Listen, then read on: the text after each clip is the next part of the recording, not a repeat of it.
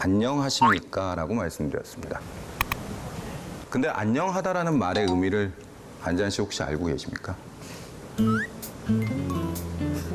제가 너무 갑작스럽게 질문을 그냥 드렸나요? 저 편안한 안자가 제 안자구나 그 생각만 하고 그러신가요? 영혼이 예, 편안하십니까? 뭐 이런 네네네. 얘기 아닐까라는. 요게 지금 안영이라고 적혀 있는 저 말은 편안한 안자입니다. 네. 그리고 편안할 영자죠. 근데 저 말의 어원에 대해서 혹시 아시는 분 계실까요? 그러니까 우리나라 같은 경우는 보릿고개도 경험을 했고, 그리고 보릿고개 그 시절을 생각해 보면 의료기술도 발달하지 않았을 거고요. 그러니까 사람들은 많이 뭐 병이든 아니면 뭐가 됐든 죽는 경우들이 되게 많았던 겁니다. 그러니까 항상 만날 때마다 저희는 매일 잘 사십니까? 그리고 어젯밤에는 아무 일 없이 잘 살아서 하루를 버티셨습니까? 라고 묻고 있는 거죠. 그러면은 제가 여러분한테 다시 한번 여쭤보죠. 여러분은 지금 잘 살고 계십니까? 곰곰이 한번 생각해 보면 저희는 이 생각을 매일 하며 남에게도 매일 묻고 있는 거죠. 어떤 게 잘 사는 거라고 생각하십니까? 오늘 하루를 후회하지 않고 살았다. 라고 생각이 들 때 잘 사는구나 라고 생각을 듭니다. 예. 그러면 김한석 씨 같은 경우는 지금 잘 사는 건 뭐라고 생각하십니까? 예? 잘 사는 거요? 예. 집사람 말 잘 듣고 아이 잘 키우고 네. 돈 잘 벌어오는 거. 네네. 그러면 안재환 씨는 어떤 게 잘 사는 거라고 생각하십니까? 얼만큼 만족하고 있느냐 그냥 매 순간 매 순간 만족도가 잘 사는 거랑 같은 말 아닐까라는 생각이 드네요. 서유리 씨는? 그날 일 마치고 집에 가서 잠들 때 뭔가 걸리는 게 하나도 없었을 때가 제일 좀 잘 산 것 같아요. 되게 공감되네요. 네. 지금 여기에 오신 분들한테 다 여쭤봐도 똑같이 잘 사는 걸 다 목표로 하실 겁니다. 근데 가장 중요한 거를 저희가 지금 하나 빼놓고 가고 있네요. 잘 생각해 보시면 다 잘 사는 것에 대해서 목표를 가지고 계시지만 누가 잘 사는지에 대해서는 생각을 안 하십니다. 실질적으로 나라는 존재감은 사라진 상태에서 얘기하죠.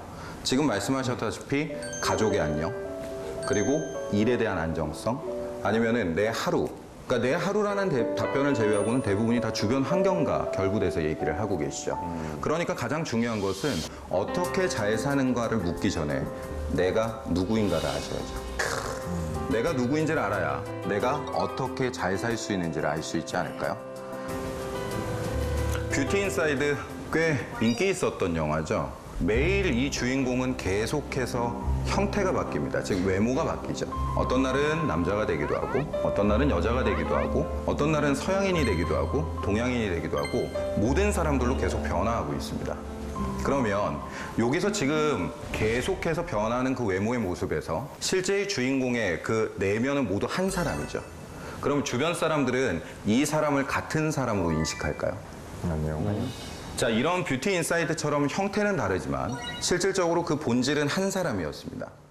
정체성을 확립하기 위해서 가장 중요하다라고 얘기하는 나와 남이 다른 것, 어떻게 다른지에 대해서는 확인하는 과정 자체가 필요했음에도 불구하고 그런 것들이 모두 다 사라진 상태에서 누구나 할 수 있는 의심의 거리들만 갖고 있었던 거죠.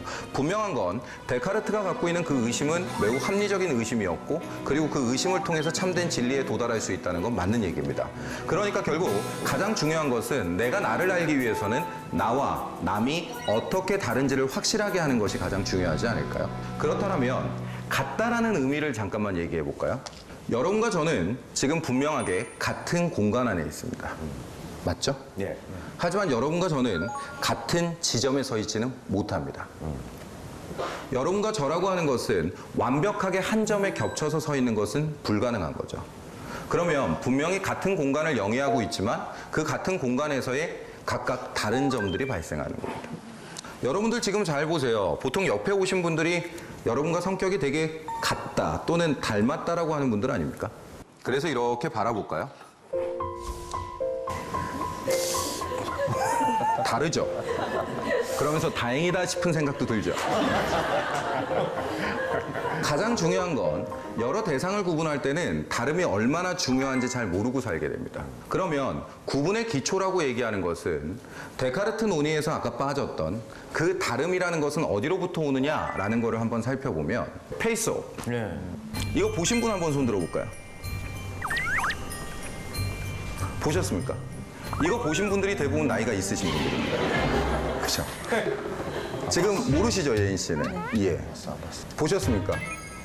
나이가 있는데 못 봤습니다. 아, 보통 이걸 기준으로 많이 삼더라고요. 그러니까 야, 사람이 여러 개 바뀌는 게 뭐야? 라고 했는데 뷰티 인사이드. 그러면 요즘 사람이랍니다. 근데 페이스업 이렇게 얘기하면 옛날 사람이라고 얘기하더라고요. 저도 나이가 있는지라 페이스업을 준비했습니다. 모든 사람을 서로 다르게 보는 관점을 한번 생각해 보죠. 가장 첫 번째가 외모. 그죠? 근데 외모 같은 경우는 쌍둥이, 그러니까 일란성 쌍둥이 같은 경우 외모가 비슷하기도 하고요. 그리고 어떻게 꾸미냐에 따라서 좀 비슷한 외모를 띌 수도 있을 겁니다. 하지만 가장 중요한 것은 실질적으로 그 외모가 아닌 감정 아닐까요? 생각을 다르게 바라보는 것, 그리고 똑같은 것을 바라봤을 때 느끼는 감정 자체가 나와 남이 다르다라는 것이 결국 나와 남을 구분하는 경계가 될 거라고 생각이 됩니다. 그러니까 사람을 판단할 때 이 잘못된 인과관계에 따라서 많은 잘못된 진리, 인양 받아들이는 것들이 있는 겁니다. 결국 바꿔서 얘기하면 이데아도 아니고 그리고 나의 의심을 만질 수 없고 느낄 수 없는 것에 대해서는 절대 진리가 아니라고 생각했던 게 결국 흉이 되는 거죠. 그러니까 흉 같은 경우는 가장 중요한 나의 정체성은 내가 눈으로 보고 내가 감각하고 내가 경험한 것들이 나를 만든다라고 얘기했던 겁니다. 그러면 감각에서 온 감정을 중시했던 흉과 하나의 그림을 같이 연결시켜서 볼까요? 바실리 간딘스키가 그렸던 구성 7번이라는 그림입니다. 여기서 지금 보여주는 건 다양한 색 그리고 다양한 선들만 보입니다. 근데 저 그림을 가만히 보고 있으면 여러 가지 생각들이 드실 겁니다. 어떤 분은 혼돈이라고 얘기할 거고요. 어떤 분들 같은 경우는 그 안에서의 이 복잡함 속에 조화를 얘기하시는 분들도 있을 거고요. 서로 지금 다 다른 생각들을 하고 계십니다. 우리가 모두 조금씩 다른 감각 체계를 갖고 있기 때문에 그림을 봤을 때 느끼는 감정도 똑같지 않은 거죠. 간딘스키는 공감각이라는 걸 갖고 있습니다. 공감각이라고 얘기하는 것이 어떤 거냐면 두 가지의 감정이 혼용될 수 있음을 얘기합니다. 제일 대표적으로 이런 것들이죠. 냄새를 눈으로 볼 수 있는 겁니다.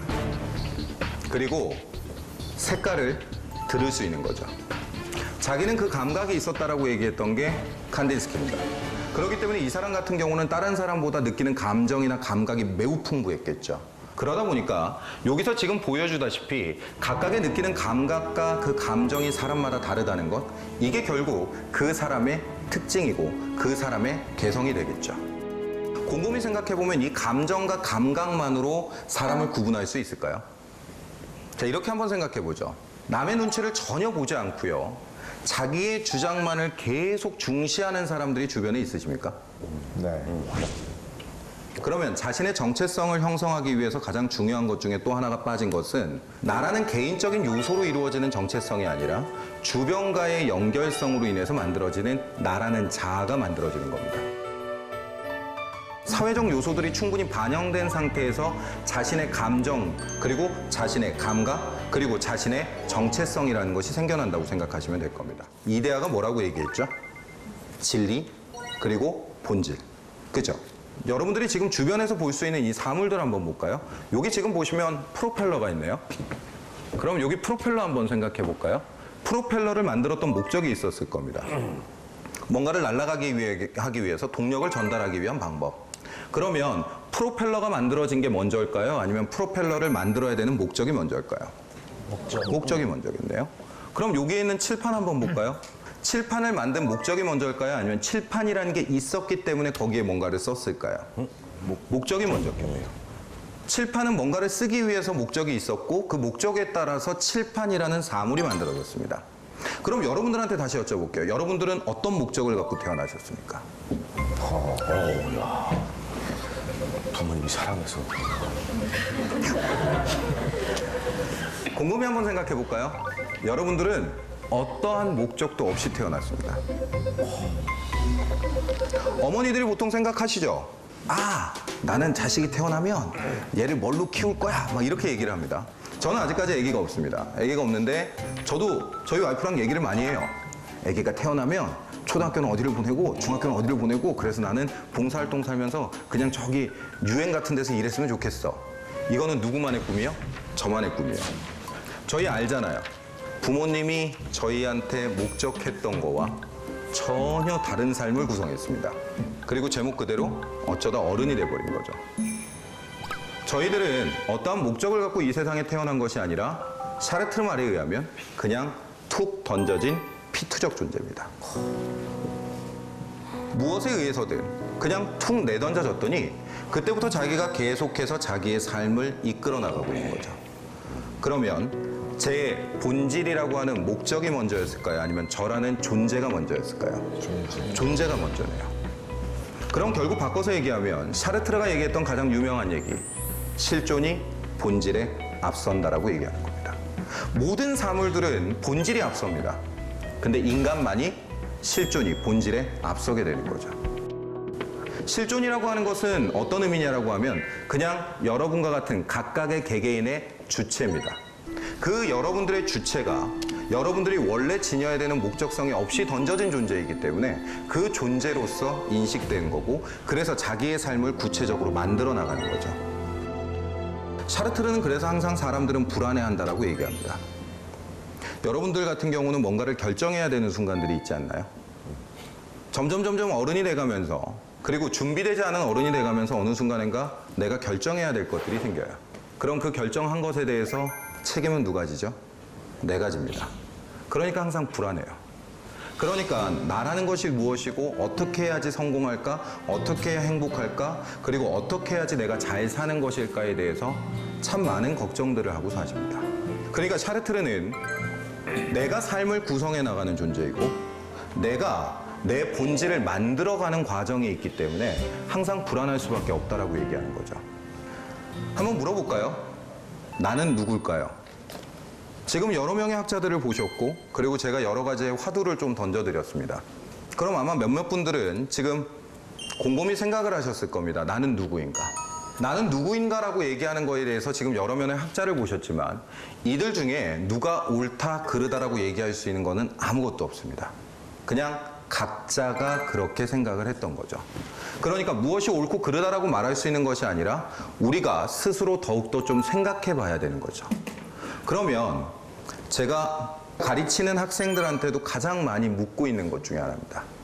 전 세계에 철학자가 몇 명 정도 되신다고 생각하십니까? 전 세계예요?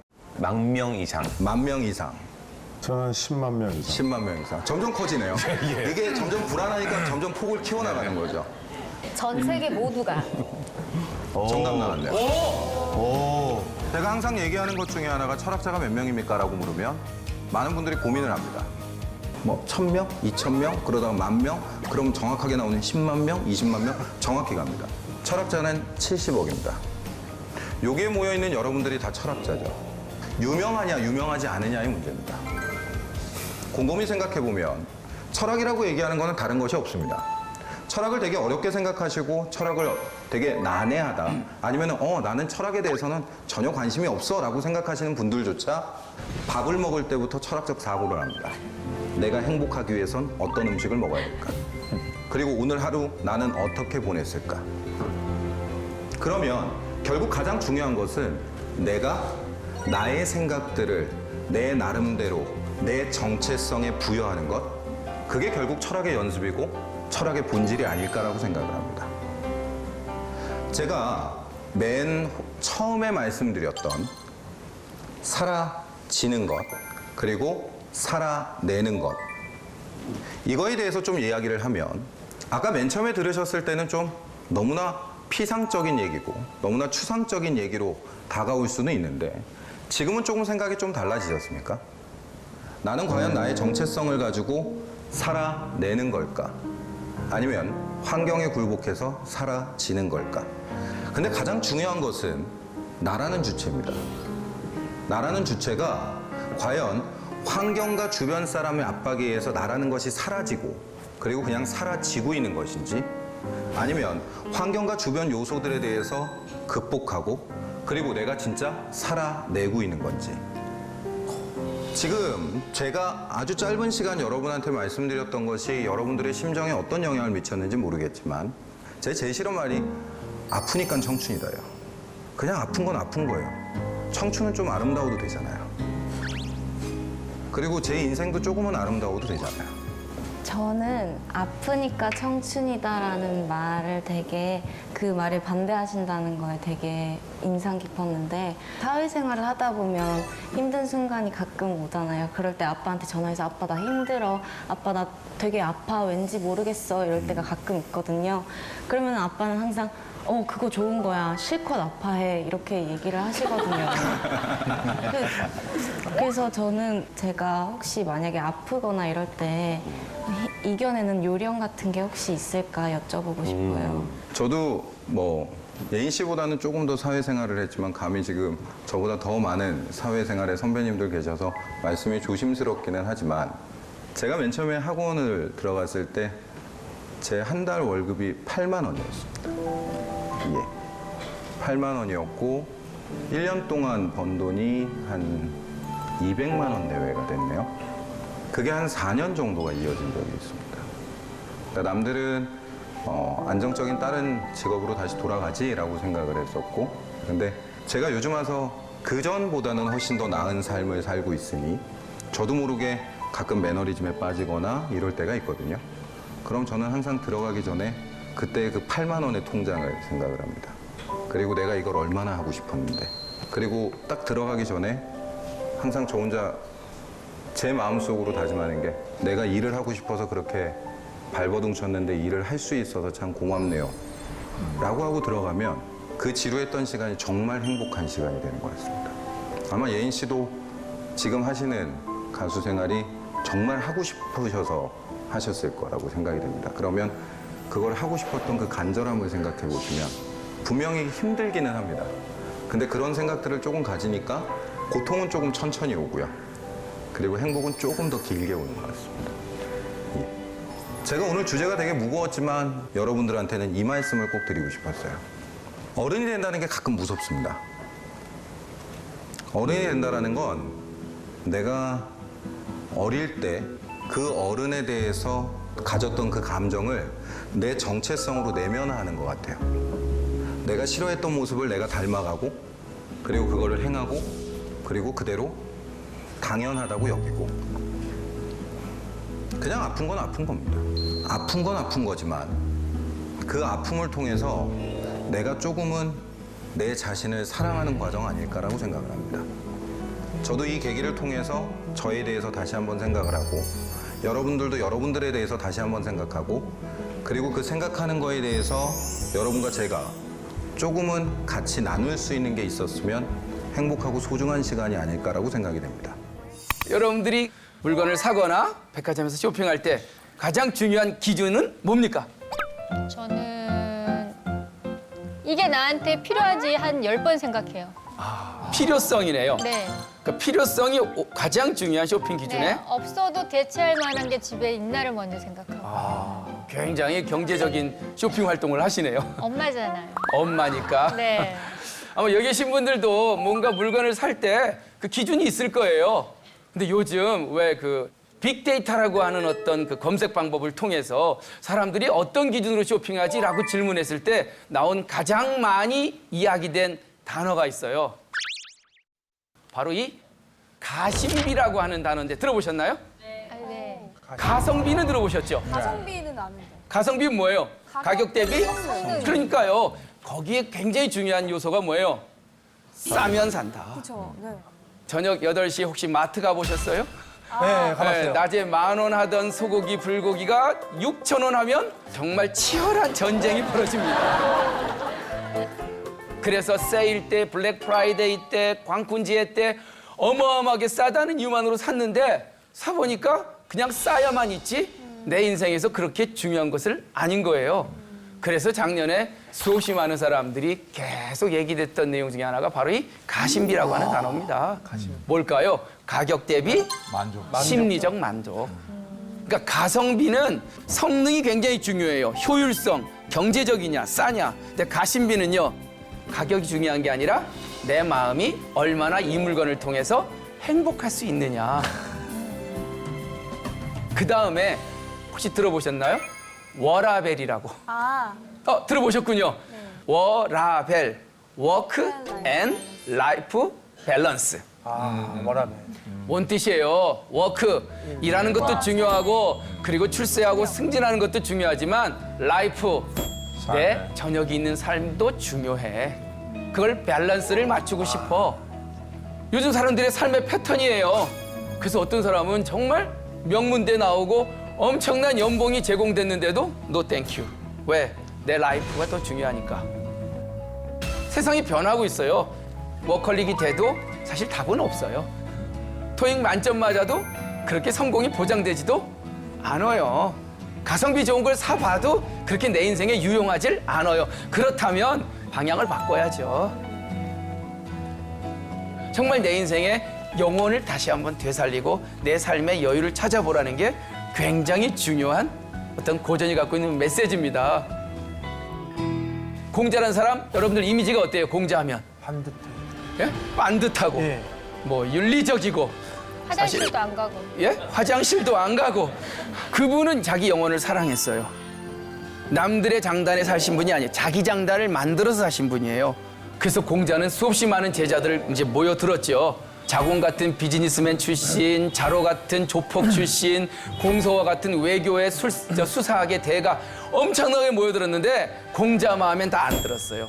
근데 그 제자들 중에 가장 사랑하고 아끼던 제자가 하나 있어요. 혹시 이름 아세요? 아니. 안회라고. 혹시 철학 전공하셨나요? 네, 저도 철학 좀 하셨어요. 제가 관상도 좀 봅니다. 그 중에서 가장 마음에 든 제자가 안회라고 하는 제자 들어봤을 거예요. 근데 그 제자가 왜 마음에 들었는지 논어책에 그렇게 나와요. 현재라 회하여 일단사 일표음 제누왕을 임불감 기원을 회하는 불객이라카니 현재라 회하여.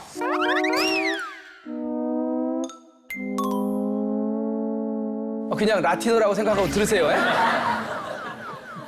그 얘기예요. 요즘 말로 하면 아내 저 친구 정말 내 제자지만 멋있어. 야, 그 고시원 쪽방에서 컵밥 먹고 살면서 그 정도면 다들 뭐 흑수저니 자포자기하고 우울하고 짜증낼 텐데 전혀 짜증 안 내고 흥을 갖고 정말 자기 영혼을 사랑하며 사니 아내는 정말 최고로 멋진 친구야. 그런 내용의 이 공자가 제자인 안회에 대해서. 근데요, 사실 아내를 공자가 그렇게 칭찬했지만 글쎄요, 고시원에 컵밥 먹고 행복할 수 있어요? 힘들 것 같아요. 힘들 것 같아요. 힘들 것 같아요. 그래서 이 사마천이란 역사가는 그런 줄을 하나 다뤄요. 그래도 먹고 살 건 기본적으로 돼야 예절도 알고 사람이 염치도 한다. 창름실이 지예절이요. 통장에 잔고가 있어야 예절도 알고. 의식 쪽이 지 영역이라. 입을 거 먹을 것 풍족해야 염치도 생기나니. 얘는 생어유효 폐어문이라. 예절이라는 것은 뭔가 있어야 생겨나지 없으면 예절이고 뭐고 없다. 좋다. 여기 추임새가 좋네. 그러니까 논어책 전체적으로 훑어보면요, 바로 그 얘기예요. 가심비를 높이래요. 인생의 네 라이프, 삶의 흥을 잃지 말고 살래요. 노자 도덕경 혹시 이름은 들어보셨죠? 네. 노자란 사람도 역시 흥을 굉장히 중요시 여겼어요. 노자의 도덕경 첫 구절이 그거예요. 인생의 방법은 하나의 길만 있는 게 아니다. 너무나 많은 길이 있는데 이 길만이 길이라고 생각하면 그건 진짜 길이 아니다. 노자는 완전히 역설적이에요. 돈 버는 것보단 돈 쓰는 게 더 행복하고 흥이 난대요. 그건 진짜 그렇지, 맞아요. 당연하죠. 동의하세요? 동의하죠. 이거 어떻게 변기수 씨가 돈 버는 것보다 돈 쓰는 걸 행복하다고. 못 써봐가지고 못 평소에. 써봐갖고. 맞아요. 무엇을 갖는다는 것보단 가진 걸 쓰고 나눌 때 더 행복해요. 엄마가 자식한테 밥 해줄 때가 행복해요. 나중에 용돈 받을 때가 행복하겠어요. 살찔 때가 행복해, 살 빠질 때가 행복해요. 빠질 때. 맞아요. 너무 많은 사람이 동의하시네. 그러니까 세상이라는 게 뭐 출세하고 성공하고 뭐 남이 칭찬받고 그게 행복한 것 같지만 어쩌면 내려놓고 비우고 섬기고 나누고 쓰는 게 훨씬 더 행복할 수 있다는 그 철학. 그게 바로 노자의 도덕경 철학이에요. 요즘 욜로라는 말 유행하죠. 네. 욜로의 뜻이 뭐예요? 하고 싶은 대로. 뭐 You only live once? 네. 한 번밖에 태어나지 않은 인생인데 또 태어난다는 보장도 없는데 네 행복을 찾아. 네 삶의 여유를 누려. 너는 네 삶이 있어. 이게 욜로 아니에요. 최초의 욜로적 장자라고 들어보셨어요? 강자가?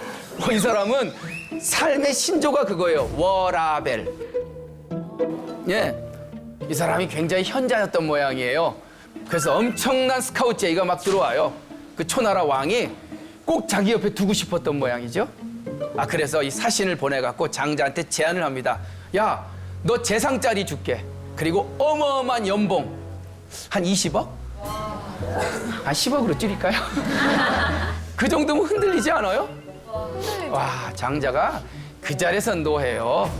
그러면서 하는 말이 유명해요. 너 내가 거기 가서 그 연봉 받고 그 일하면 내 인생은 온전할 것 같아? 어차피 인생이라고 하는 것은 하나를 얻으면 하나는 잃게 돼 있어. 그러면서 예를 들어요. 야, 너 제사 때 쓰이는 소 있지?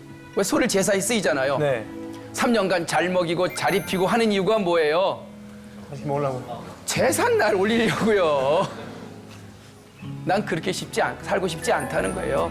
남들이 볼 땐 별 벌리는 옷을 입고 이 흥탕물에서 막 살더라도 나는 내 인생을 정말 느끼며 살고 싶어. 그러면서 쓴 말이 고돈이란 단어예요. 외로울 꽃자에 돼지돈자. 론니 피그? 솔리터리 피그? 화려한 옷을 입고 3년 뒤에 제물로 사라지는 소보다는 나는 내 인생을 온전히 즐기면서 너희들이 볼 땐 별 보는 것 같지만 그 별 볼 일 없는 내 인생을 살아가면서 살고 싶다는 이 고돈의 인생. 이게 장자가 얘기하는 욜로의 철학이에요. 저는 그래서 고전이라는 게 거듭강 윤리, 도덕, 예절서가 아니라 정말 내 영혼의 흥을 찾고 내 삶의 패턴을 찾으라는 얘기를 끊임없이 하고 있습니다. 공자라는 사람, 전 이 사람이 갖고 있는 틀부터 좀 깨고 싶어요. 공자라는 사람이 어떤 사람이냐? 한마디로 얘기하면 흥생흥사. 들어보셨어요? 폼생폼사는 들어보셨죠? 폼생폼사. 네. 흥이란 게 뭐예요? 왜? 여러분들 흥이 나보신 적 있어요? 지금 흥이 나요? 그럼 시간 가는 줄? 배고픈 줄? 몰라요. 공자가 그 얘기를 논어책에 보면요. 누군가 공자에 대해서 당신은 어떤 사람입니까? 하고 질문하니까 바로 공자가 그 얘기를 해요. 나라는 존재는 말이야. 무슨 예절, 도덕 아는 사람이 아니야. 내 특징은 한 번 흥이 나면 먹는 것도 잊어버려. 잊을 망자 먹을 시자 망식. 불가능한 얘기죠. 그리고 정말 낙이 즐거움은 말이야. 나는 망우. 내가 갖고 있는 모든 이 순간의 근심도 잊어버려. 걷다가 공자는 그래요. 부지노지 장진이라 나는 내 나이가 몇 살인지도 잊어버릴 정도로. 남들이 알 수 있지. 내가 몇 살인지도 나는 모르겠어요. 내 근심, 관심 없어요. 지금 내가 밥 먹는 것조차도 잊어버렸어요. 왜? 흥이 나니까. 아유, 멋진 형님. 근데 제가 봤을 땐 뒤에 계신 분이 좀 밥을 이렇게 먹는 걸 까먹으실 분이 아닌데 제가 봤을 땐. 저 정도 되시려면 밥을 먹어야 행복을 느끼시는 분인데 제가 봤을 땐. 예. 이 사람이 사실 호르몬이 돼서 컸거든요. 가진 고생 다 해본 사람이에요. 그래도 이 사람의 영혼은 늘 항상 흥이 났어요. 그래서 정말 나중에 40 패스했어요. 그래서 논어책에 보면 대사구, 요즘 말로 번역하면 검찰총장? 정말 잘 나갔죠. 공자가 그러잖아요. 내 나이 15살에 나는 배움의 뜻을 두었고 30에 전문가가 되었고 40에는 어떠한 나의 유혹이 있어도 흔들리지 않게 되었고 50에 1000명을 알았고 어떻게 기억 안 나요? 그런 인생을 살면서 출세를 했단 말이죠. 근데 어느 날 갑자기 공자가 내가 지금 여기서 뭐 하지? 라는 질문을 했어요. 사람들이 왜 가끔 그 질문 하잖아요. 난 지금 여기서 뭐 하지? 재미있나? 의미 있나? 사실 재미와 의미는 굉장히 중요한 내 삶의 동기거든요. 근데 재미도 없어요. 의미도 없어요. 그래서 사표를 던져요. 그러니까 공자는 계속 그걸 추구했어요. 지금 내가 검찰총장의 지위에 있더라도 이것이 나에게 어떤 의미가 있고 어떤 재미가 있냐는 질문에 답이 없으면 놔버리겠다는 거예요. 김상중 씨, 사표 던지기가 쉽습니까? 저는 조직 생활을 아직 안 해봐서 아니, 그 자리에서 내려오실 생각 없으시냐고. 죄송합니다. 너무 심해. 후보가 기다리고 있어. 호시탄탐이라.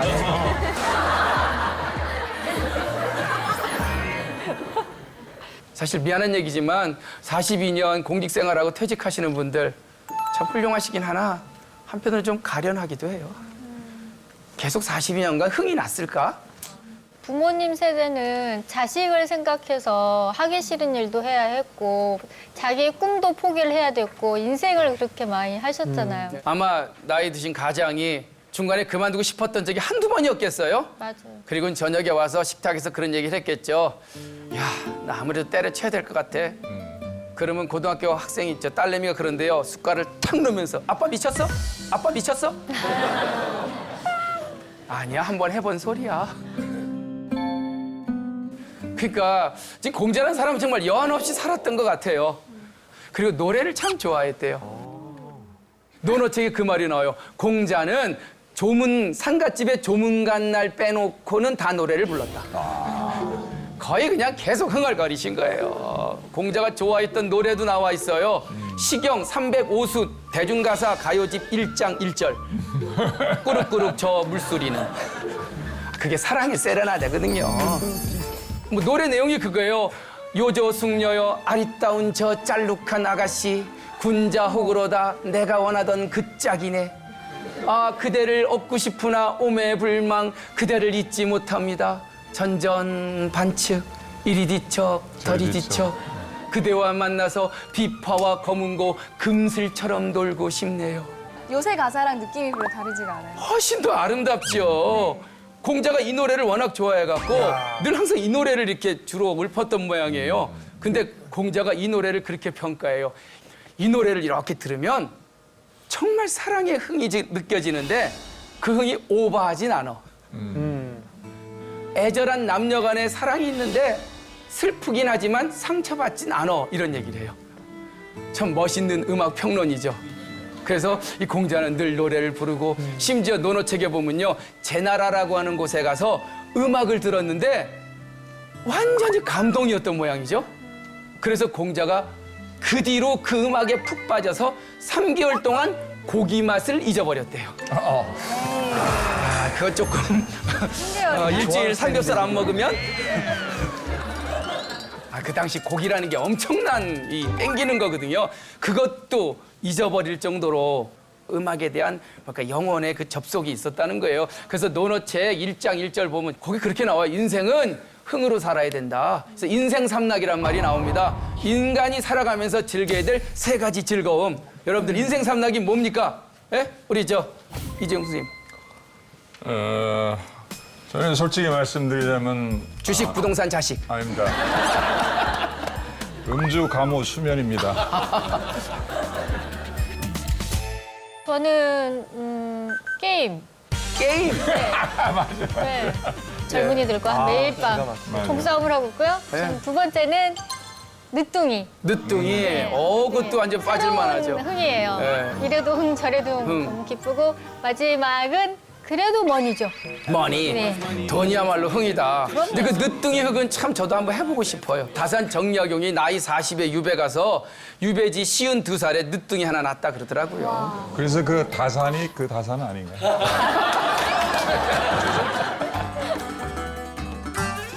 공자가 논어에서 첫 구절에 그래요. 내 인생에 3가지 즐거움이 있어. 하기 시습주면 불역 열호와. 난 배우고 익히는 게 내 인생에서 가장 기쁠 열자. 조이펄하대요. 진짜 2번째는요. 유붕이 자원 방래하니 불영 라코와. 정말 좋은 친구가 있어서 그 먼 곳으로부터 나와 함께하고자 찾아오니 내 인생의 즐거움 2번째래요. 이야, 3번째는요. 임부지 불온이 불욕군자와 남들이 나를 어떻게 평가하든 신경 안 쓰고 내 페이스대로 삶을 사는 게 진정한 내 인생의 락이랍니다. 그거 하고 싶은데. 역시 공자죠. 학습을 통해서 내 세포에 불을 켜고 좋은 친구와 함께 그 아름다운 동행을 하고 그리고 내 흥을 중심으로 살아간다는 것. 이게 굉장히 중요한 공자의 삼락이라는 겁니다. 전 그래서 이 흥을 갖고 산다는 건 정말 고전에서 얘기하는 굉장히 중요한 메시지입니다. 황보미 씨한테 제가 물어볼게요. 연말 연초에 왜 자주 검색어로 오르는 게 있잖아요. 특히 이번에는 굉장히 이게 이슈화 됐었죠. 최저임금? 최저임금. 그거 굉장히 중요한 이슈였죠. 엄청 아십니까 혹시 최저임금? 알죠. 네. 7,500? 7530. 그러니까 전 이 최저임금 얘기를 들을 때마다 야 사람의 노동력이 10원 단위까지 계산이 되는구나.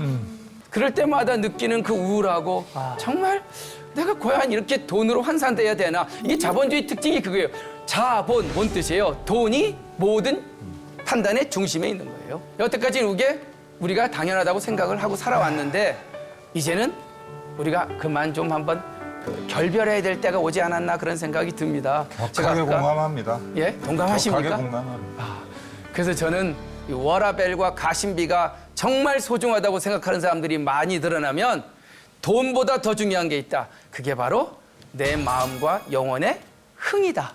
그래서 자본주의 시대에 다음에 올 게 뭘까를 고민하다가 제가 적은 게 흥본주의. 흥본주의. 이거 여기서 처음 쓴 말입니다. 이런 세상 꿈꾸고 싶지 않아요? 자본주의는 뭐예요? 돈을 누가 많이 가지면 누구는 적게 갖잖아요. 그래야 효율이 벌어지잖아요. 흥본주의는요. 누구나 다 가져도 돼요. 왜? 흥은 무한 자원이기 때문에. 즐겁고 행복한 게 그게 무한 자원 아닙니까?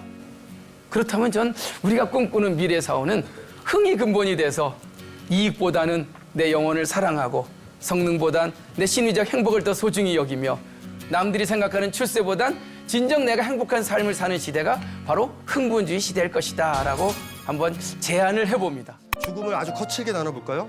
죽음은 세 종류가 있어. 뭐 있을 것 같아요? 편히 죽는 거하고 고통스럽게 죽는 거하고 그다음에 애매하게 죽는 거. 애매하게. 여러분 중심에서 이렇게 생각을 해보고 싶은데요. 나의 죽음, 너의 죽음, 그들의 죽음.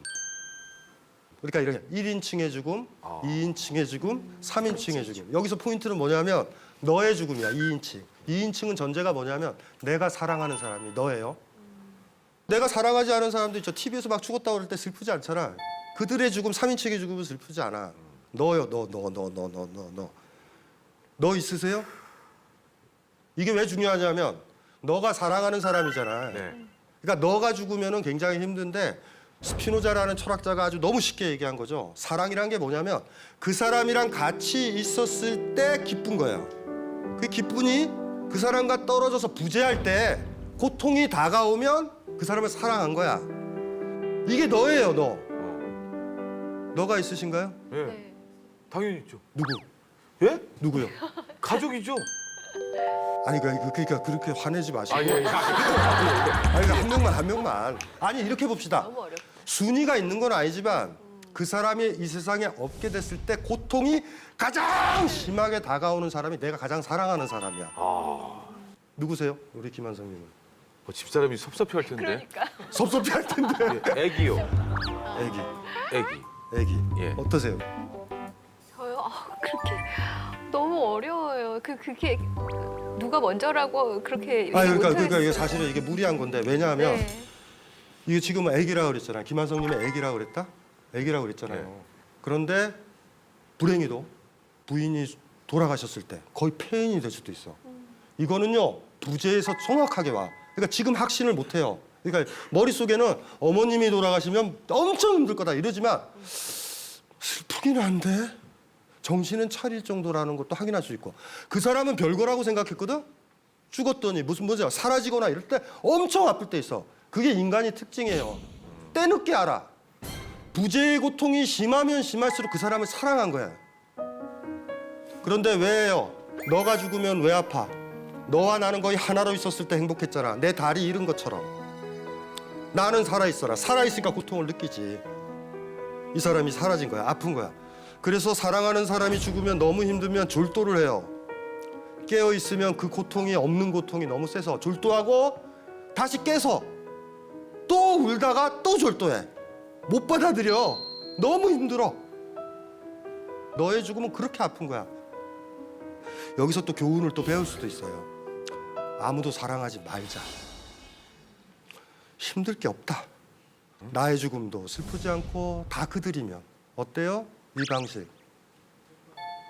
이게 더 슬퍼요? 네. 차라리 사랑하고 아픈 게 나? 그래요. 아파요. 그래야 인간이잖아. 예. 힘들죠? 힘들죠, 이런 얘기도. 너가 있는지도 고민을 좀 해봤으면 좋겠어, 나한테는 너가. 그리고 확신하지 맙시다. 지금 뭐 무슨 말인지 알죠? 예. 부인한테 사실 네가 둘 다 죽으면 난 너 죽을 때 아플 거야. 느낌이 그래. 이렇게 얘기하면 돼요, 그냥. 예, 맞습니다. 그러니까 죽음 보세요. 나의 죽음. 나의 죽음은 어때요? 어떠세요? 각자 생각해봐요. 무서우세요? 어때? 어떠세요? 느낄 수도 없을 거예요. 저분이 훌륭하다. 나의 죽음은 두려울 게 하나도 없는 거예요, 여러분들. 오바들 하지 마세요. 1인칭 죽음은 아무것도 아니에요. 또 당연히 알죠. 3인칭 있죠. 그들 상관없어. 별로 안 아파. 너의 죽음만. 이게 재밌는 게 이렇다. 그들이라고 생각해서 3인칭이라고 생각했는데 그 사람이 떠나고 나서야 너라는 것도 확인할 수도 있어. 너라고 생각했거든? 그래서 죽으면 엄청 아플 거라고 생각했는데 안 슬퍼. 신혼부부가 있었는데 남편이요 첫 출장, 해외 출장을 가. 부인이 준비를 하는 거지.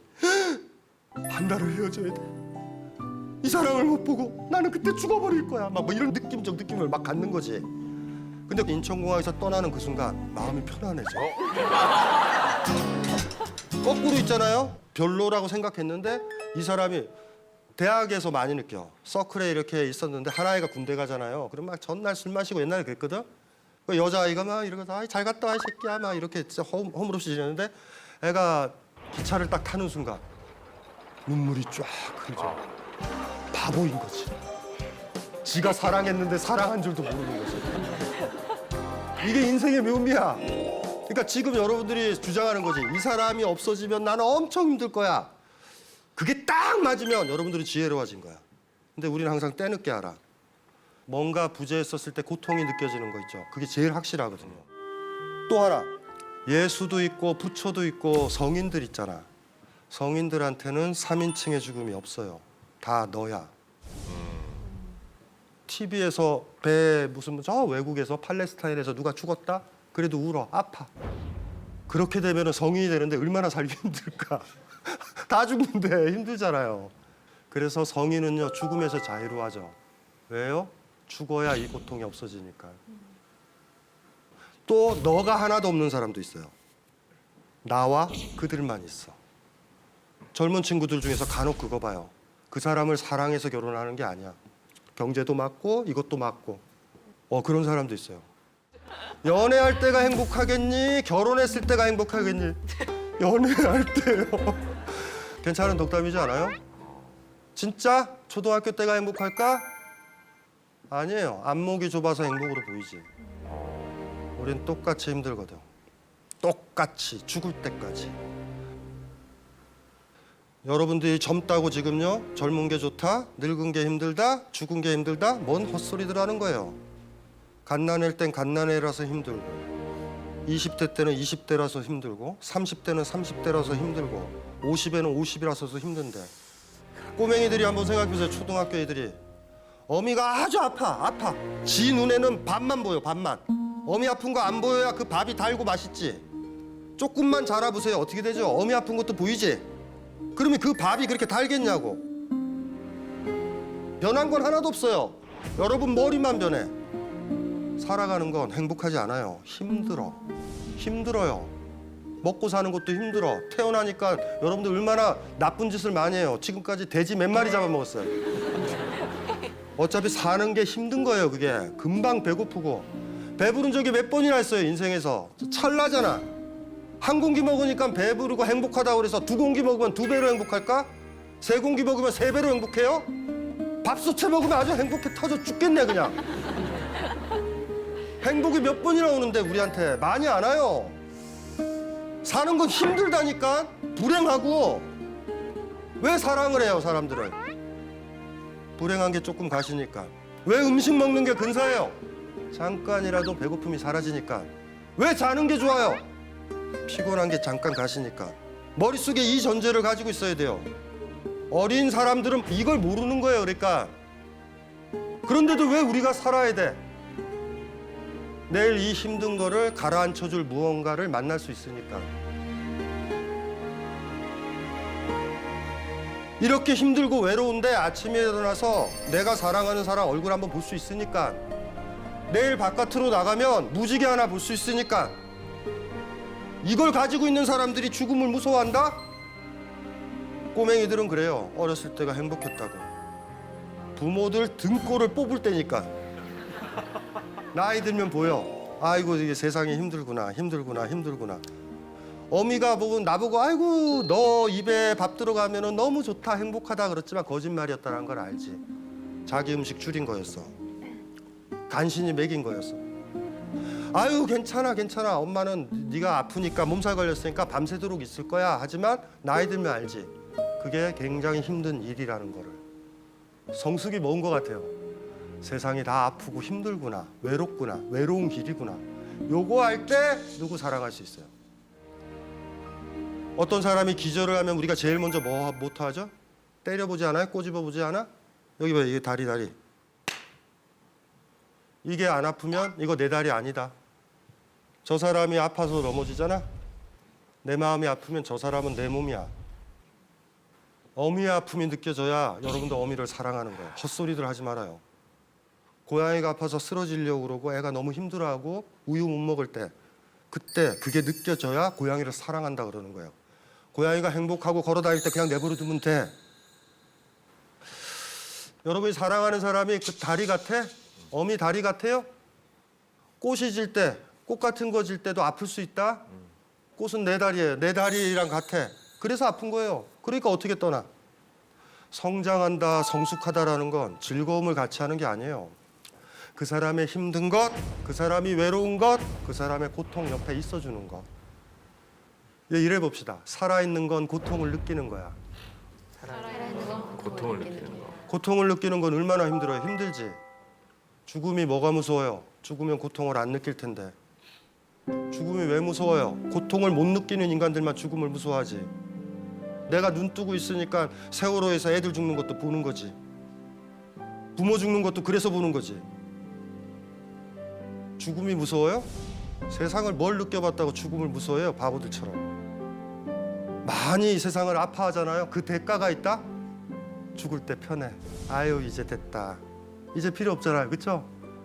그리고 주변 사람도 그래. 그렇게 많이 느꼈던 사람이 죽을 때는 그러잖아요. 이렇게 가족들이 모여서 이제 아빠 쉬세요. 나머지는 우리가 할게요. 쉬세요. 우리 죽음을 표현할 때 그래서 안식이라는 표현을 쓰는 거야. 편안한 안자에다가 실식자. 여러분들은 죽음이 안식이에요? 안식인 사람은 이 세상을 아프게 살아가야 돼. 그런 사람이 누구랑 결혼해야 돼요. 어떤 여자랑 어떤 남자랑. 남편이 정리해고되면 대랑 이혼하는 여자가 사랑을 했을까? 남편 아픈데? 그게 뭔 사랑이야 그게. 그래서 할아버지들이 할머니들이 손주 그렇게 돌보는 거야. 아이들이 예뻐서. 아이고 저거 상처 날 것 같고. 풀도 키우잖아. 아이고 저 쓰러질 것 같고. 여러분들은 그런 거 못 키워 이러지만 세상에 있는 것들이 다 아파. 자, 그게 강해지면 죽음이라는 게 별로 무서워하지 않아요.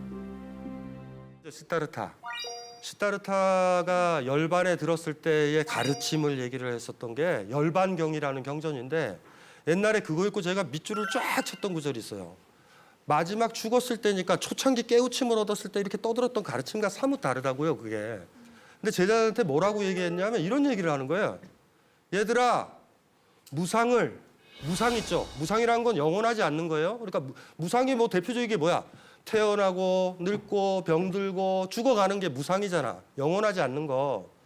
그러더니 시타르타가 뭐라고 얘기하냐면 얘들아, 무상을 고개를 돌리지 말고 직면해라. 이 얘기를 했다고. 와, 그걸 읽고 제가 충격을 받은 거지. 여러분들 가족 봤죠? 어머니 봤지? 나이 든 어머니 최근에 보러 간 사람. 어머니 얼굴에서 무상을 보신 분 있어요? 어제 같지 않고 작년 같지 않고 작년 생일과 다르고 작년 명절과 다르다. 내년쯤이면 돌아가시겠다, 얼마 있으면 없어지겠다 이런 느낌이 들 때 있었어요, 없었어요? 그때 무상을 받는데 그걸 보면 바로 집에서 못 나온다고. 차 막혀서 빨리 가요, 이 얘기를 못 해요. 볼 때쯤 되면 확 고개를 돌려. 어미가 나이 드셨네 하고. 무상을 보면요, 그 사람을 사랑하게 된다고.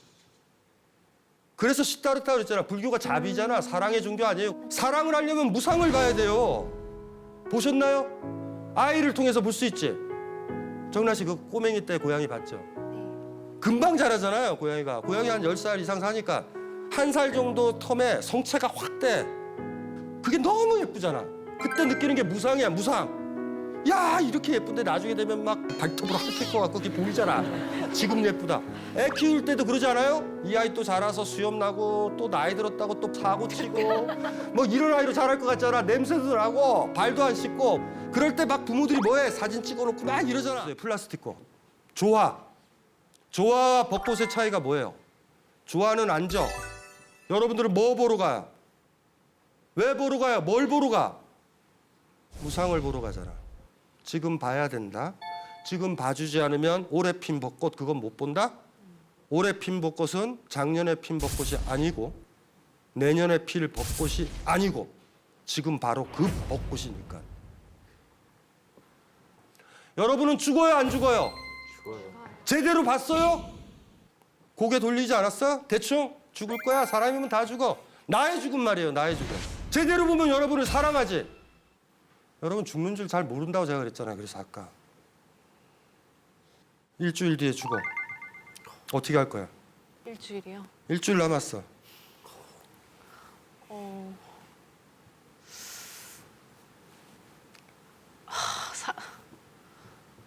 사랑하는 사람들을 만날.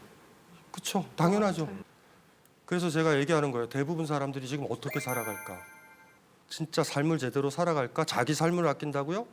나 영양분 있는 거 많이 먹으면 나를 아낀다고? 안 그래요. 내가 하루하루 죽어가는 걸 냉철하게 봤을 때 자기 아낀다. 내가 무상하다라는 거. 아유, 나 벚꽃 같구나. 다 지지고 다 죽잖아요. 여러분들 이 감수성이 있으면 돼. 어머니도 어차피 돌아가셔. 무상하니까 태어나면 죽는 거야, 다. 꽃이 피면 지듯이. 하지만 꽃이 핀 거의 목적은 지려고 피는 게 아니야. 우리가 태어난 건 죽으려고 있는 게 아니야. 우리가 태어난 건 태어나기 위해서 태어난 거야. 꽃은 지려고 피는 게 아니라 피려고 핀 거예요. 아이들이 이럴 때가 있어. 막 흩날리면 예쁘잖아, 벚꽃이. 이렇게 흔들면 아 재밌다 이러잖아. 걔네들 생각 뭐야? 어차피 질 거 지금 나 볼 때 다 져야 된다 이런 욕심이잖아. 그럴 때 여러분들이 오늘 강의가 제대로 들어왔다면 이렇게 얘기할 거예요. 얘야, 어차피 질 거 그렇게 조바심 쳐서 떨구지 마라. 여러분들이 아무리 노력해도 부모님은 돌아가세요. 흔들지는 마. 바람도 막아주려고 해야 돼. 하지만 지는 건 어쩔 수 없어. 여러분 삶도 똑같아요. 흔들지 마요. 함부로 흔들지 마. 어차피 진다. 즐겨야 된다고. 지금 살아있다라는 거. 죽음이 무서워요? 예쁜 거지. 플라스틱 꽃을 원해요? 그걸 원하면 안 되지. 나는 예쁘게 꽃필 거예요. 나는 조화를 꿈꾸지 않아. 나는 부모님이 영원히 사는 걸 원치 않아. 이 세상 모든 것들은 피었다 지는 거니까. 그리고 피었다 지는 그 과정은 너무나 아파. 벚꽃이 피니까 많이 아프지. 찬바람도 불고 아프지. 그렇다고 해서 안 필 수는 없고. 왜냐하면 살아가는 건 그런 거니까. 나는 무상하다. 나는 변한다. 그거를 개인에 대해서든 누구에 대해서든 자각을 하면 그때 돼서 여러분들은 얘기하면 돼요. 나는 나를 무척 아낀다고. 나는 어머니를 무척 아낀다고. 여러분들이 고개를 돌려서 얼핏 봤었던 거 있죠? 얼핏 보지 말고 시타르타가 마지막 죽었을 때 했던 것처럼 얘들아 고개를 돌리지 말고 무상을 직면해라. 하지만 여전히 제일 힘든 건 뭐냐면 너의 죽음이야. 고양이가 죽는 거, 아이가 죽는 거, 아내가 죽는 거. 근데 슬프게만 생각하지 말자. 참 이쁜 거 보여주고 죽었다. 이리 해야 된다. 그리고 오바해서 너무 슬퍼하지 말 것. 그 사람이 먼저 진 것 뿐이니까. 자, 보시면 원래 스트레스는 좀 받아주는 게 좋아요. 시험 전날 우리 좀 긴장하잖아요. 근데 그러면은 스트레스 좀 받으면은요 수행 능력이 올라갑니다. 원래는. 근데 문제는 계속 올라가 주면 좋은데 얘가 그게 안 돼. 거꾸로 떨어지게 돼 있습니다. 우리가 여기 와 있어요. 쭉 야금야금 스트레스를 받아서 이쪽으로 쭉 오다 보면 기본이 여기 와 있는 거예요. 그럼 어떻게 되냐? 스트레스를 받으면 수행력이 떨어져요. 그러니까 어느 순간부터 머리가 서버렸어요. 시야가 좁아졌어요. 집중이 안 돼요. 외우려고 해도 안 외워져요. 저한테 그런 수험생들이 옵니다. 전 그런 수험생들한테 뭐라고 얘기하냐면 야, 토요일 오전에 쉬어. 자. 너 좋아하는 영화도 보러 가. 선생님 미쳤어요 그래요. 너무 안타깝죠. 저는 거꾸로 이 메커니즘을 아니까 너 여기서 일로 와야 돼. 일로 와야지 일로 올라가. 그러니까 여기 밤에 와서 잠이 안 오는 것도 이래서 그러는 거예요. 심장은 곤두서 있는 상태 밤 10시까지 일하다가 집에 왔어요. 여전히 뭔가 해야 돼. 조바심은 있어. 그러니까 자서 누워서 12시부터 딱 자려고 누워 6시에 잠영정 맞춰놨습니다. 그럼 제일 크게 들리는 게 뭐죠 그때? 시계소리. 아 맞아 시계소리. 째깍. 무섭기도 하고 내가 6시에 못 일어날까 봐. 그럼 뭐 하죠 우리? 양 100마리. 저는 불면증 환자한테 양 100마리 절대 하지 말라고 그럽니다. 왜 그럴까요? 더 집중이지. 예. 이런 사람들이 강박적이고 완벽한 사람들이기 때문에 74, 75, 76, 78, 79 하다 헷갈리는 거야. 그럼 또 한 마리, 2마리, 3마리. 나중에 안 잊어버리려고 표시까지 해요. 네. 그러면 어느새 6시가 돼 있죠. 새하얗게 하루를 새버리는 일이 벌어진다는 겁니다. 불면증으로 오신 분이 있는데 낮에는 커피 한 입으로 살아요. 세칭 우리 벤티라는 거 있잖아요. 큰 거. 그거 한 3개 먹어요. 그다음 저녁이 되면 잠이 안 올까 무서워서 맥주를 마시기 시작해요. 그러면 수면제를 달라고 저한테 오신 거예요. 그럼 카페인을 이만큼 집어넣었으니까 당연히 잠이 안 오지. 근데 이 시간도 자기 일을 해야 돼. 집중을 해서 일을 해야 된다는 거예요. 열심히 살지 않으면 어느 순간부터 우리는 죄의식을 갖게 됩니다. 좀 문제가 있는 사람, 나태한 사람. 근데 그게 너무 지나친 면이 생겼다는 거죠. 그러다 뚝 부러지는 일이 생기게 된다는 거죠. 이 만화 혹시 연세 있는 분들 아실 것 같은데. 김한석 씨. 저는 위인전을 읽어가지고요. 아 예. 만화를 안 보셨는데 혹시 안 좋아하시지 않으세요? 뭐죠? 지옥의 링은 아닌 것 같고. 도전자 하리케. 야, 도전자 허리케 맞습니다. 역시 김상주 씨는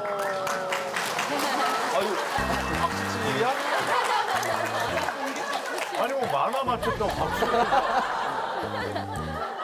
제가 연세가 좀 있어요. 예. 이게 굉장히 오래된 일본 만화입니다. 근데 이제 헝그리 복서예요. 이제 세계 챔피언이랑 15회까지 끝까지 갔습니다. 가서 15회 끝난 다음에 머리가 허옇게 새버리면서 이 자리에 죽어요. 비극적으로 끝나는 결말인데 이때 대사가 하얗게 불태워, 새하얗게 태워버렸어 나를. 그 단어 그건 들어보셨죠? 그 말은 나를 다 태워버렸다. 번아웃이라는 단어가 있습니다. 다 타버렸어. 자, 이 옆에 있는 이 사진은 모닥불입니다. 근데 이게 언제쯤일 것 같으세요? 모닥불 우리 MT 같다고 치면 새벽녘 그렇죠. 처음에는 나무를 산같이 쌓아놓으면 석유 확 붙잖아요 우리가. 그게 우리 아마 스트레스 받는 것 같은 거예요. 스트레스 받으면 불이 더 나잖아요. 근데 우리 새벽쯤에 다 자러 갔고 내가 꼬시고 싶은 아가씨가 있어가지고 나가서 맥주 한잔 하자. 그래서 딱 해서 오빠 추워요 그러면 여기 불이 네, 오빠 불 좀 키울게 하면 석유를 확 부어. 그럼 어떻게 되죠?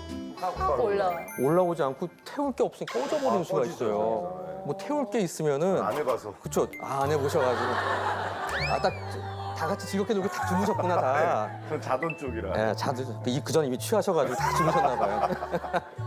자, 이런 식으로 더 태울 게 없는 거예요. 태울 게 없는 상태가 될 땐 스트레스를 받는, 즉 석유를 뿌려도 효과가 없어. 그 이전 단계에 막 조바심을 내고요. 막 안절부절 못할 땐 괜찮아요. 그럼 그때 돌아오면 돼요. 그때까지는 그냥 상황적인 면이에요. 근데 이런 상태가 올 것 같은 느낌이 올 때가 번아웃 증후군, 번아웃 근처에라고 얘기하게 되면 우리가 뭘 하게 되냐? 에너지를 덜 쓰는 방향으로. 나 하나 혼자 살기도 너무 힘드니까 에너지 기빨리는 걸 안 하려고 그래요. 그러면 혼밥. 친구랑 밥 먹는 도 싫어. 맞아. 일하시면서 너무 지친 날은 뭐 이렇게 친구가 전화해서 예. 밥 같이 먹자 해도 싫으시죠? 만사 귀찮지. 만사 귀찮아 그냥 집에 와서 빨리 밥 먹고 아니면 혼자 들어가는 게 먹고 밥 먹고 딱 자버리는 게 제일 좋잖아요. 술도 어울려서 노는 것보다는 그냥 딱 한 잔. 기분 좋게 어디 뭐 바 이런 데나 혼자서 그냥 집에서 편의점에서 하다못해 사가지고 들어가는 게. 영화도 이 사람 옆에 앉아가지고 재밌나 눈치 보는 것도 싫어. 그냥 좋아하는 영화 있으면 혼자 쓱 가서 싹 보고 나오겠어. 돈도 안 들고 시간도 덜 써. 혼밥, 혼술, 혼영화 같이 내 에너지를 보존하는 게 1차가 돼요. 그러니까 조바심과 열심히의 세계 다음으로 가게 되면 문제가 생기는 거는 우리가 우리 사회에서 좀 이렇게 어울리는 게 중요한 나라에서 어울림이 사치스러워진다고 느끼게 되면서 굉장히 나를 반경을 좁히는 상황이 되는 게 지금 우리 한국의 현실입니다. 열심히 살다 보니까 아침에 충전을 충분히 하고 나온 핸드폰이 내가 한 오후 3시만 돼도 30%밖에 안 남았어요. 근데 근처에 어디 충전할 데도 없어. 보조 배터리도 안 들고 나왔어. 우리가 요즘 그런 마음이에요. 아슬아슬한 느낌. 그런 부분들이 열심히만 하면 되는 게 아니라는 거. 이게 첫 번째 얘기입니다.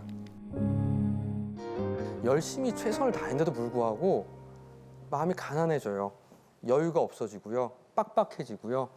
우울해져요. 그러니까 뭔가 팍팍하게 느껴서 누가 건드리기만 하면 터질 것 같고 나 죽여버릴 거야 이런 느낌. 그래서 화가 항상 나 있고 예민해져 있어서 식당에서 제일 흔히 하는 거 이런 거죠. 나보다 늦게 온 사람 밥 먼저 나오는 거.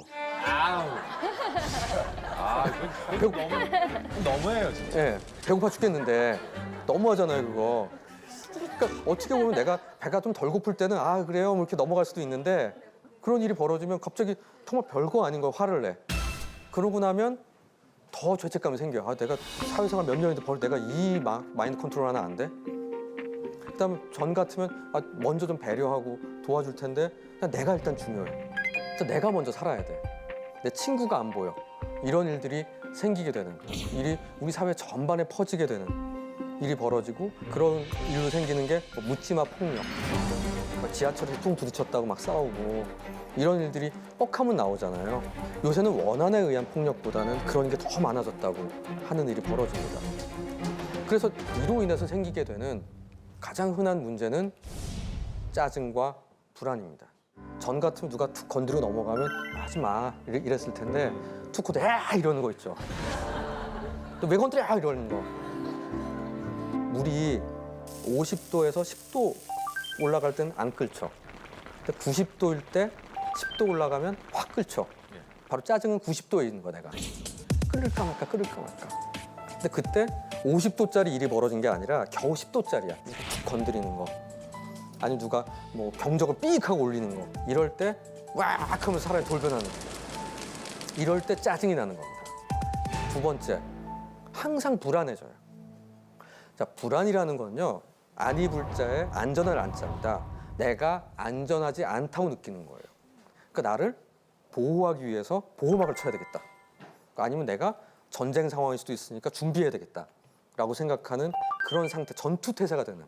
그게 불안해지는 겁니다. 그러니까 나를 뭔가 약간 엔진을 켜놔야 되는. 그래서 바스락한 소리마다 금방 막 예민해지게 반응하고 과잉 반응을 하고 민감해지는 상황이 벌어져서 작은 일이 벌어져도 금방 막 예민하게 받아들이고 반응하는 이런 일들이 생기게 되는 겁니다. 또 그러면서 불안해지면 어떤 일이 벌어지냐면 내 내부에서 벌어진 일들에 대해서 되게 예민해져요. 심장이 벌렁벌렁 뛰는 거, 배가 꾸룩꾸룩한 거, 약간 입이 바짝 타는 거 이런 것들을 다 되게 큰 무서운 병이 생겼다고 생각해요. 왜냐하면 전보다 크게 느끼니까. 저는 심장 뛰는 걸 안 느꼈는데 갑자기 심장이 느껴져요. 그럼 심장이 뛸 만한 일이 벌어졌다 생각해요, 여기서는. 그러니까 위험한가 보다 라고 생각하는 악순환에 빠지는 일이 생기게 됩니다. 그런 면에서 저는 짜증이 난다 라고 얘기하면 역시 나는 안 돼. 난 요거밖에 안 되는 사람이구나 라고 생각하기보다 짜증이 난다. 내 몸이 나한테 보낸 신호예요. 너 오늘 여기까지야. 차 올라왔어. 올라왔으니까 이제부터는 좀 쉬어야 돼. 괜히 더 무리하다가는 화내게 돼. 짜증이 겉으로 드러나게 돼. 그러니까 약간 짜증이 날 것 같은 묘한 느낌 들 때는 탁 멈춰야 돼. 우리 이미 하고 있는 게 그럴 땐 잠깐 나가서 뭐 커피 한 잔 마시기도 하고 잠깐 바람을 쐬기도 하고 회의하다가 잠깐 쉬었다 합시다 이럴 수도 있는 거죠. 근데 그게 안 되고 짜증이 나지만 나는 빨리 끝내야 돼 일을. 그런 생각이 들 때 문제가 생긴다는 겁니다. 장난감 좀 하루 안에 망가뜨려요. 그냥 적당히 감아서 놀아야지 오래 쓰는데 한쪽으로 우리 애들 생각할 때 한쪽으로 계속 감으면 된다고 생각하잖아요. 그래서 끝까지 감다 보면 어디서 뚝 끊어지죠. 열심 최선도 그런 내가 태엽을 열심히 최선을 다해서 감아야지 완벽하게 끝까지 이러다 보면 어느 순간 뚝 끊어진다는 겁니다. 그러니까 우리는 뭘 해야 되냐? 적당히 감아야 된다. 그러니까 이 정도. 그리고 그걸 위해서 뭘 해야 되냐? 쉬어줘야 돼요. 2006년에 레페티라는 사람이 업무 강도와 귀가 후 아이와 놀아주는 것을 봤더니 바쁜 날 확실히 덜 놀아주고 짜증을 많이 내더래요. 바쁘고 힘든 날은 여유가 없으니까 애들이 막 앵기고 하는 게 다 싫은 거예요, 이게. 자, 여유라는 거는 저 사람 여유가 있잖아. 이 얘기는 돈이 많잖아가 아니라 마음의 여유. 마음의 여유는 정신의 폭이 넓은 겁니다. 이걸 만들려고 우리 노력해야 돼요. 그러기 위해서는 적극적으로 쉬어야 돼요. 왜냐하면 이미 우리는 열심히 사는 버릇이 들어있기 때문에 그 버릇을 위해서 거꾸로 주도적으로 아무것도 안 해야 돼요. 그러니까 저는 적극적으로 아무것도 안 하게 하라고. 김한석 씨 보실 때 본인은 어떤 그릇 같으세요? 속 좁은 애가 있죠. 속 좁은 애? 예, 예. 아유, 어떡해요. 저보다 더 좁죠, 저는. 저보다 이거 더 작은. 최상 속 좁은. 좀 소주잔보다 작은. 예, 예. 그렇게 사실. 조금만 부어도 탁 넘치네. 예, 자, 우리 먼저 내가 그릇이 커야 되는데 라는 생각 버립시다. 그건 이런 사람 있는 거예요, 그냥 존경합시다. 그리고 속 좁은 사람 사실 드물어요. 자, 김한석 씨가 사실은 본인을 그렇게 느끼셔서 그렇지 지금 이 강의를 1시간 반 동안 앉아서 잘 듣고 계신 건 절대 속 좁은 사람이 아니에요. 아니, 좁아요. 아, 정말요? 그렇군요, 이거. 한번 좀 테스트를 해봐. 아까 짜증내는 거 보니까 약간 그럴 것 같긴 한데 대부분은 우리는 하는 컵입니다. 이 컵을 어떻게 잘 쓸까 고민하자고요. 이 컵에 물이 아까 넘치는 거 같이 끓던지 넘쳐. 이걸 좀 잘 막는 것을 생각해야지 그릇 키울 생각하지 말자는 거예요. 자, 이 나라는 사람의 컵에 여러 가지 물들이 들어와요. 보통 우리가 업무, 일 때문에 바쁘지가 있지만 공적인 나, 지금 제가 강의하는 거 같이 교수로서의 나 있겠죠? 나의 삶, 난 나이 들어서 아픈데 몸이 아파지기 시작했는데 아니면 우리 어머니가 좀 아프시기 시작 이런 식의 나의 삶에 대한 거, 사적인 나, 내 아이, 애 공부 못하는데 어떻게 하지? 뭐 이런 류의 생각들, 이런 것들이 꼭지를 구별해서 여러분 생각해 보자고요. 자꾸 일에 대한 것만 생각하지 마시고 아니면 학생일 때 공부만 생각하지 마시고 이런 4개의 꼭지들이 있습니다. 근데 하나씩 꼭지가 갑자기 확 올라올 때가 있는데 이때는 다 견뎌내요, 우리는. 근데 2개가 켜질 때가 있어요. 갑자기 하나 콸콸 할 때는 드물고요. 2개가 갑자기 있을 때 물이 넘칩니다. 예를 들면 회사에서 마감이 있어서 일이 많아졌는데 어머니 갑자기 입원하셨어요. 이런 일 같이 있을 수 있는 2가지 일이죠. 아니면 친구랑 좀 다툼이 있는데 윗집에 파이프가 터져가지고 아랫집 우리 물바다가 됐어. 뭐 이런 일들이 있을 수 있겠죠. 자, 이런 일들이 있을 수 있다라는 거. 또 하나는 어떻게 하면 넘치냐. 아이스 아메리카노를 먹으면 얼음 넣으면 물 조금만 넣어도 금방 넘치죠. 얼음 같은 게 있을 때가 있어. 자, 그게 뭐냐? 일시적인 괴로움이에요. 근심거림. 예를 들면 집주인이 갑자기 난데없이 전화해가지고 2달 안에 1억 올려주세요. 뭐 그런 거 있잖아요. 어떻게든 해결할 문제인데 이거랑 좀 다른 거죠. 갑자기 콸콸한다기보단 그냥 그 근심거리가 하나 생기니까 물이 또 넘치는. 근데 컵을 늘린다고 해결은 안 된다고 그랬잖아요. 자, 이런 것 안에서 넘치지 않게 어떻게 하면 좋을까? 그건 제일 먼저 조이는 건 나의 사적인 나부터. 내가 어디 총무야, 친구들 모임에. 그것부터 안 하는 거예요, 과감하게. 그러기 위해서 뭐가 필요하냐? 미움받을 용기. 그동안 내가 해온 게 있으니까 저것들이 날 죽이지 못할 거라는 생각 갖고 과감하게 이거 못하겠어요라고 얘기를 해야 되는데 어떤 사람일수록 못할까요? 착한 사람. 그러니까 미움받을 용기가 가져야 돼요. 나 싫어. 못해. 그런 걸 가지고 과감히 틀어 잠그면 나머지 애들이 조금 잠잠해질 때 다시 틀면 돼요. 관계는 쉽사리 끊어지지 않아요. 근데 그게 한 번 안 갔다고 끊어지면 그 관계는 안 하는 게 나아요. 무엇보다 그 3과 1의 그 다음으로 중요한 건 밸런싱입니다. 밸런싱을 가지고 우리가 살아가야 될 필요가 있습니다. 그러니까 우리도 어느 순간에 양쪽을 다 잘하려고 하다 보면 힘든 시기들이 와요. 근데 그럴 때 한번 생각해 봐야 되는 건 밸런싱인데 그 밸런싱을 통해서 우리가 뭔가 변화를 원합니다. 근데 이 변화는 뭘 하나 안 하는 것일 수도 하는 것일 수도 있는데 그 변화는 얼마큼 하냐. 보통 한 달 하다 멈출 때가 되게 많죠. 피트니스 가가지고 한 달 하고 사람 빠져. 과연 안 돼. 그래서 누가 습관을 만든 석 달의 법칙이라는 연구가 있습니다. 그러니까 습관이 만들어지는 게 뭐냐면 저항 없이 그 행동을 하게 되는 거예요. 전에는 할까 말까 했는데 이제 기분이 아무 생각 없이 해. 예를 들면 지하철 한 정거장 앞에 내리기, 아니면 6시 반에 영어 듣고 출근하기. 그것을 하는 걸 보니까 평균 66일, 그러니까 2달 반 정도 걸리면 2달 조금 넘게 하면 중간값이 나오는데 얼추 한 석 달 정도라고 전 말씀드려요. 석 달이면 대부분의 사람이 달성을 합니다. 자, 그렇기 때문에 뭘 하기 시작하면 석 달 하세요. 제가 오늘 긴 시간 동안 말씀드린 거 여러 가지 테크닉들이 있는데 그것을 그냥 한 달 해보고 안 돼 하지 마시고 석 달만 하시면 하나씩 내 거가 돼요. 이런 식으로 엄청난 큰일이 벌어지는 게 아니라 하루를 쌓아서 날 만드는 겁니다. 보통 뉴스에 그런 거 나오죠. 로또 당첨돼서 수십억 번 사람이 1년 있다가 어떻게 되나. 되게 우리 잘 살았어 이런 뉴스가 안 나오죠. 다 뭐 잘 안 됐다, 불행하더라. 실제로 연구를 해봐도 한 번 커다란 행복이 오는 것보다 매일 작은 게 자잘하게 쌓이는 게 그 사람 건강에 훨씬 도움이 된다라는 말씀을 하듯이 오늘 아마 오늘 여기 오셔서 저랑 같은 시간 보낸 게 오늘의 행복이실 수 있을 것 같아요. 그럴까? 알 수 없죠. 이때 가져야 될 마음가짐 마지막으로 몇 가지 말씀드리고 싶습니다. 첫 번째, 여러분은요 생각보다 강해요. 그러니까 트라우마를 받았어요. 이런 얘기 많이 하잖아요. 내 인생. 근데 트라우마가 있을 수 있는데 30세 이후에 받은 인생의 어떤 트라우마라고 얘기할 만한 정신적 외상으로 그 사람 성격 전체가 변하거나 인생이 망가지는 극히 드뭅니다. 아주 꼬마들은 문제가 되겠지만 여러분들은 생각보다 강해요. 대부분의 경우는 나라는 자동차에 범퍼가 나가거나 팬더가 나가는 약간 구부러지는 정도지 폐차할 정도의 일은 참 일어나지 않습니다. 우리는 생각보다 강하다. 나는 의외로 강하다. 두 번째, 완벽에 대한 포기를 좀 하자. 그러니까 마음의 건강함과 정상성은 완벽해지려고 최대한의 노력을 해요가 아니라 완벽할 필요가 없다는 것을 인정하는 데서 시작된다는 겁니다. 저는 우리 완벽할 필요가 없어요.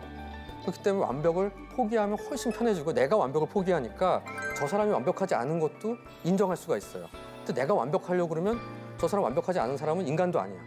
그러니까 얘가 무슨 말을 해도 듣고 싶지도 않아. 근데 나도 완벽하지 않고 저 사람도 약간 다 결함이 있어요. 조금씩.